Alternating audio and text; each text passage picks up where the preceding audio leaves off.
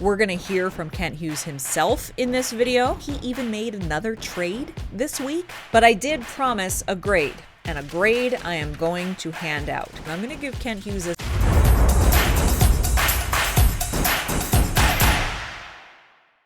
The 2024 NHL Trade Deadline is officially in the books, and so it's time to look at the moves that Kent Hughes and the Montreal Canadiens put together this year and hand out our final report card on that performance. We're going to hear from Kent Hughes himself in this video, and did you know he even made another trade this week? I'll tell you how he did that in just a minute.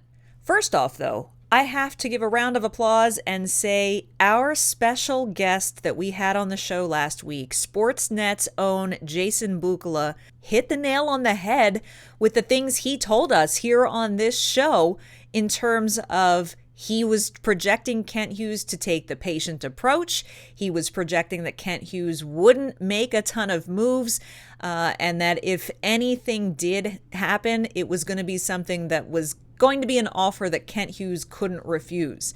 And if you happen to miss that interview, there was a lot of insight there that Jason Bukala was right on about, and so you can check out the link for that right down in the description. So, in order to hand out a grade on Kent Hughes's trade deadline performance for 2024, we have to look at the whole scope of what he did. That starts with going all the way back to the Sean Monahan trade. That was actually the first piece of the puzzle. It just happened early on in proceedings. Sean Monahan going to the Winnipeg Jets, Kent Hughes getting a first-round draft pick in return. Then last week in the run-up to the trade deadline, the day before deadline day, Kent Hughes, like he did last year, trading Nate Schnarr and acquiring Frederick Allard. This year he did another AHL trade the day before the deadline. This time he sent prospect Jan Mysak to the Anaheim Ducks organization, and in return he got Jacob Perreault.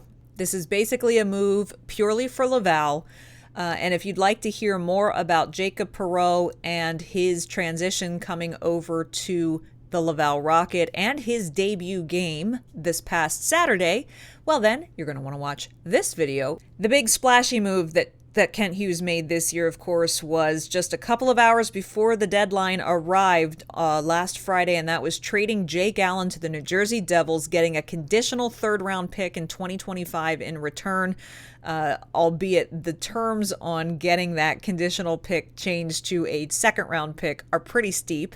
We'll see if that actually happens. I provided some instant analysis and a quick reaction grade for that specific trade last week here on the channel. If you missed it, you can check out this video right here. Oh, and as I mentioned, Kent Hughes made another trade this week. That's right. On Monday of this week, he made another AHL trade, trading Nathan Legare to the New Jersey Devils organization, and in return getting Arnaud Durando for the Laval Rocket. He's a player who had been playing for the New Jersey Devils AHL affiliate, the Utica Comets, a division rival for the Laval Rocket. Now, how was he able to do that 3 days after the NHL trade deadline had passed? Well, the AHL has its own separate deadline. It comes a week following the NHL deadline, so anytime this week until 3 p.m. on Friday, March 15th, AHL level trades can continue to happen, and that's what Kent Hughes did in this instance. If you'd like to hear more about Arnaud Durando, why perhaps Kent Hughes traded for him, and what the deal was all about, and more information about it and the Laval Rocket in general, I've got this most recent recap and most recent edition of the Rocket Hockey Report that you're going to want to check out. Links for all of those videos can be found simply by tapping on this video. There will be a link provided at the top of the screen, and those individual videos will give you more in-depth analysis and information and details on all of those moves. So, in looking at all of that, while I did do grades for kind of each of those moves individually, what do I give him as an overall grade to the GM? Well, before I hand out a grade, perhaps we should hear from the general manager himself. And he did meet with the media last Friday afternoon to discuss the moves he did and didn't make, why he did some of the things that he did. And here's just a few clips of some of the things that Kent Hughes had to say. Not everything that we do can be strictly based on maximizing asset value. right? So if we look at every player individually and say, if I trade him at this point in time, we get the best return for that player. We have to balance that with other things like what we're trying to do. Listen, I think if we're efficient in terms of how we manage our assets, we put ourselves in a better position to build a hockey team. But ultimately, we're trying to build a hockey team. And if a player has value to us in terms of what we're trying to build by being physically present and part of our organization, then that's going to trump, you know, trading that player at a later point for something a little bit inferior, because there's value in his time with us that we're going to carry beyond his time with us. And that's certainly something that we were considering in the case of David. I don't know if patience the word, but we're trying to make decisions for the right reasons. And in order to do that, if that requires patience, we're trying to do it. Listen, I look forward to the day that we're buying, not selling. Like, I'm as competitive as the next person. I want to feel the highs and lows of winning and losing that come when you're expected to compete for a Stanley Cup. So the faster that it can happen, the better off it is. We had 3 goalies. We had Montembeault, who could have exited as an unrestricted free agent at the end of the year. We weren't ready to risk losing Caden. With the information we had, we probably would have lost him on waivers. So, you know, we ended up in a situation that we were in where we had to have 3 goalies, and as during that time, Caden did well, and, you know, led us to feel more comfortable that he was ready for more regular NHL action. And given where we are and the age difference of the 3 goalies, Jake became the more likely candidate to be traded. As you look at veterans, you have to consider what the term is and what that does in terms of locking up a spot that could otherwise be occupied by a young player we've drafted or a player that we could acquire via trade. So, listen, we need pieces that are going to be here for a while still, like, you know, into the future before we're ready to do that. We don't believe we're there. But we also know that the young group would benefit from leadership, and, you know, I think you're seeing that's the theme coming out of Ottawa right now, right? That they feel like they lack that, they need more of that. We've seen that with other organizations, that when they make a run, they try to surround their young players. So we've got a number of things we want to accomplish. In what might be considered a rare move for me, I'm not going to comment directly on what Kent Hughes did or didn't say in that interview. Instead, I'm going to turn that over to you, and I'd like to know how you, as Habs fans, feel about what Kent Hughes did or didn't do at this year's trade deadline.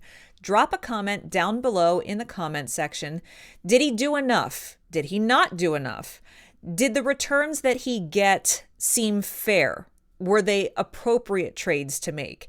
Let us know what you think down in the comment section, although I will remind you, be polite about it. Everyone's going to have a different opinion. We welcome all opinions and friendly and polite debate. But I did promise a grade, and a grade I am going to hand out.